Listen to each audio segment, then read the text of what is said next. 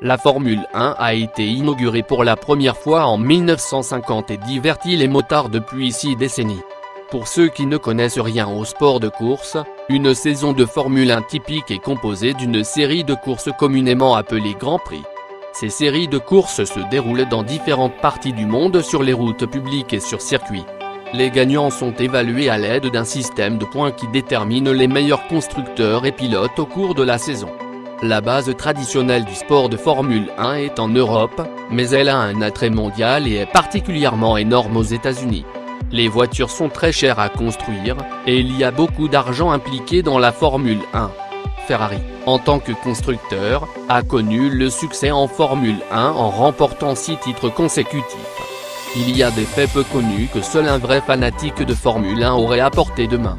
Ces faits sont très intéressants, même pour une personne qui ne suit pas le sport.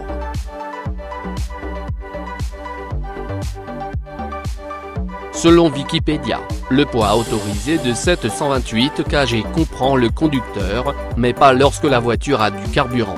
Une grande majorité des voitures de Formule 1 sont fabriquées en fibre de carbone composite, ce qui les rend très légères. Le seuil de 728 kg est également lorsque les voitures de F1 sont déjà équipées de pneus pour temps sec. Avant 2014, la plupart des voitures ne pouvaient pas répondre à cette exigence et devaient ajouter du ballast pour compenser la différence. Le ballast était le choix idéal à utiliser car il pouvait facilement être installé dans n'importe quelle partie de la voiture de course, qui fait partie intégrante de la répartition linéaire du poids. Cela, à son tour, abaisse le centre de gravité de la voiture pour une meilleure stabilité sur la piste.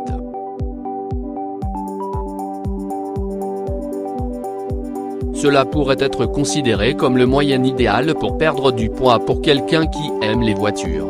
La triste réalité n'est pas que tout le monde peut conduire une voiture de course de Formule 1 même si vous pouvez vous permettre de l'emmener faire un tour.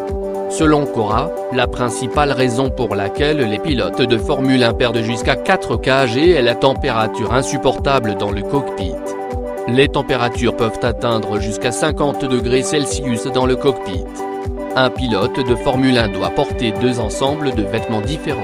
Le premier est une combinaison ignifuge, juste au cas où la voiture de course prend feu, tandis que l'autre est la combinaison de course normale.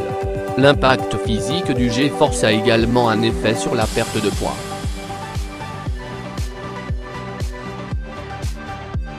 Cela est également dû au niveau de température dans le cockpit. Selon Telegraph, la F1 moyenne est équipée de 1,5 litre d'eau dans la voiture, qui est accrochée au casque. Dans la plupart des cas, cela ne suffit pas à garder les pilotes hydratés assez longtemps. On ne peut s'empêcher de se demander comment les pilotes parviennent à courir pendant 2 heures d'affilée sans prendre de pause.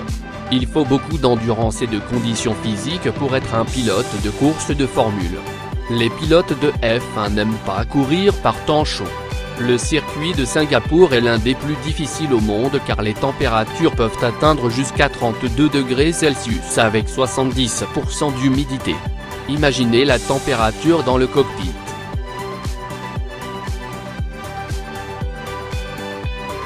Ce ne sont pas seulement les conducteurs qui sont touchés en matière de perte de poids. Selon Midrift Fin, les pneus de voitures de Formule 1 perdent 0,5 kg pendant la course. Cela est dû à l'usure due à la vitesse élevée et à la rupture brutale. Le G-Force n'épargne pas les pneus. Une bonne Formule 1 avec de mauvais pneus n'a aucune chance en matière de compétition. Le principal fournisseur de pneus de Formule 1 est Pirelli, célèbre pour les composants utilisés par temps sec. Un pneu de route typique peut durer plus de 10 km, mais un pneu F1 ne peut parcourir que 74 km, mais cela dépend également des composants utilisés.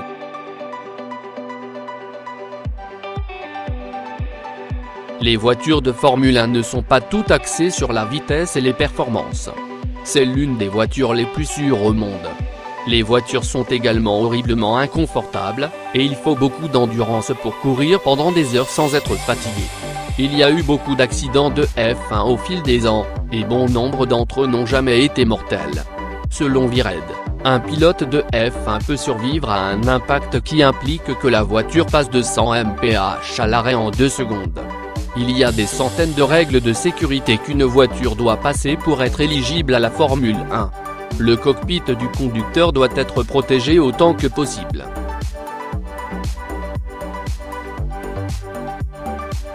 Selon Formula 1, la plus grande menace de blessure concerne les traumatismes crâniens et cervicaux.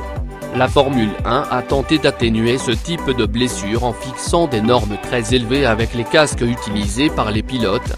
La première condition est qu'un casque de Formule 1 doit être extrêmement léger.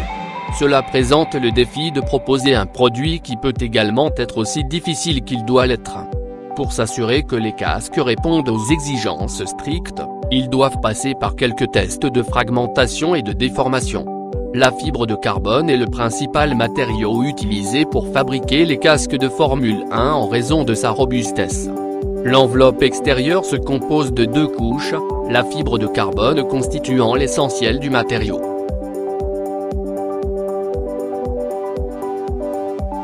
Le nom, il est synonyme de succès en matière de Formule 1. Le championnat du monde est un prix convoité, et c'est pourquoi les équipes dépensent des millions de dollars pour essayer de le capturer. Selon Wikipédia, il y a eu 3 personnes différentes nommées Hill qui ont remporté le championnat du monde de Formule 1. Le plus célèbre d'entre eux doit être Graham Hill, qui a changé le récit du sport. Il fait partie des personnes les plus âgées à avoir remporté un championnat du monde, comme il l'a fait à l'âge de 36 ans. Il a remporté le titre 2 fois et a même figuré dans le film Grand Prix, que je recommande vivement si vous aimez la Formule 1. Il incarne le sport dans son style de vie et tout ce qu'il fait.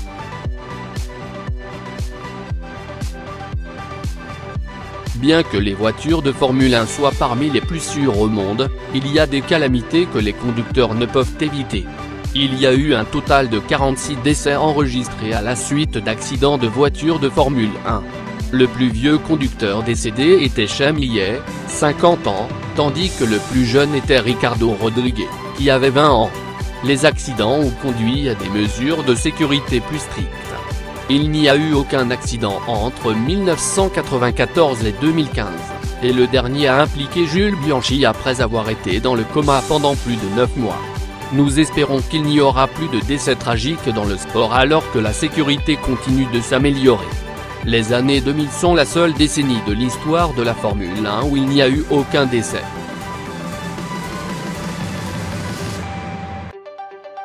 La Formule 1 est principalement un sport à prédominance masculine, et il n'y a pas eu beaucoup de femmes impliquées. Il y a eu quelques pilotes féminines de Formule 1 dans le passé, mais beaucoup d'entre elles n'avaient pas le talent nécessaire pour concourir au plus haut niveau. Le pilote le plus titré a été nommé Leila Lombardi. Elle a réussi à se qualifier pour un total de 12 des 17 courses auxquelles elle a participé. Elle a marqué un demi-point lors du GP d'Espagne de 1975, un exploit qu'aucune autre femme n'a pu réaliser jusqu'à aujourd'hui. Elle a eu une carrière de 3 ans au cours de laquelle elle a conduit pour les équipes Williams, March et Ram F2.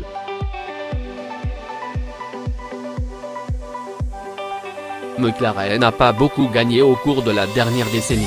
L'entreprise dépense des millions chaque année dans l'espoir de remporter le championnat du monde. La dernière fois que McLaren a remporté le championnat du monde, c'était en 2008, et Lewis Hamilton était au volant. La société a également remporté le titre de constructeur pour la dernière fois en 1998. Nous espérons que cette saison, cela se produira pour eux en raison de leur histoire avec le sport. Sur une note plus légère, nous pourrions dire que McLaren a mis fin à la sécheresse de son titre en 2017 en remportant la course de bateau de l'équipe dans le Grand Prix du Canada. C'est quelque chose dont on peut être fier, surtout pour les fans de McLaren. Début septembre 2017, Fernando Alonso a averti que l'équipe devait gagner un titre pour qu'il reste.